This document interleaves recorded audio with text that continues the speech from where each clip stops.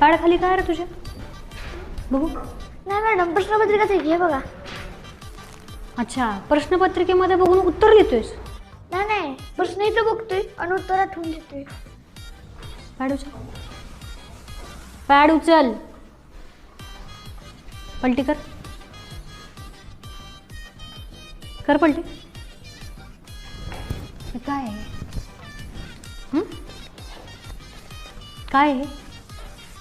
काय आहे? अरे पहिल्या पेपरला ही अवस्था आहे. आणि मराठीसारख्या सोप्या पेपरला तुम्ही कॉप्या करताय. इंग्लिशला काय कराल?